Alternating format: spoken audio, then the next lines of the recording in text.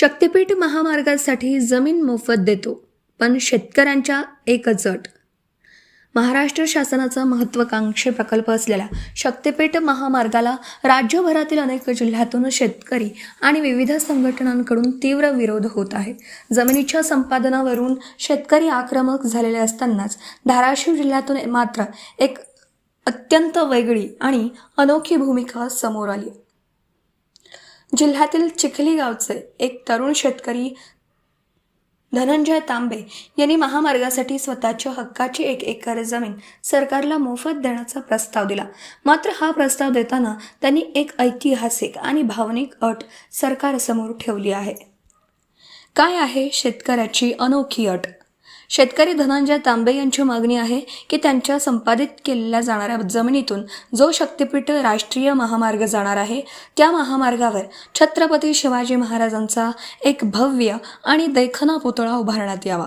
जर सरकारने ही मागणी मान्य केली तर ते आपल्या जमिनीचा 1 रुपयाही मोबदला घेणार नाहीत आणि 1 एकर जमीन सरकारला थेट दान करतील.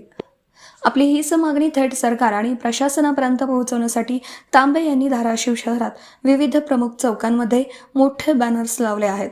या अनोख्या आणि गडद शिवप्रेमीची साक्ष देणाऱ्या बॅनरबाजीमुळे सध्या संपूर्ण राज्यभरात या तरुण शेतकऱ्याचं कौतुक आणि चर्चा सुरू आहे. गावकरी भूमिकेवर ठाम, योग्य मोबदल्याची मागणी. एकीकडे धनंजय तांबे यांनी भावनिक साद घालत जमीन मोफत देण्याची तयारी दर्शवली असली तरी चिखली गावातील इतर ग्रामस्थांनी मात्र व्यावहारिक भूमिका घेतली आहे. गावातील इतर शेतकऱ्यांनी स्पष्ट केलं की महामार्गासाठी ज्यांच्या जमिनी संपादित केल्या जाणार आहेत त्यांना कायद्यानुसार योग्य आणि चालू बाजार भावानुसार आर्थिक मोबदला मिळालाच पाहिजे. ग्रामस्थांच्या या भूमिकेमुळे गावात 2 वेगवेगळ्या चर्चा सुरू असल्या तरी धनंजय तांबे यांच्या या एका अटीमुळे थंडावलेला शक्तिपीठ महामार्गाचा मुद्दा पुन्हा एकदा चर्चेत आला. आता सरकार या तरुण शेतकऱ्याच्या ऐतिहासिक मागणीची दखल घेणार का हे पाहणं महत्त्वाचं ठरेल. Subscribe now and press the bell icon. Never miss an update.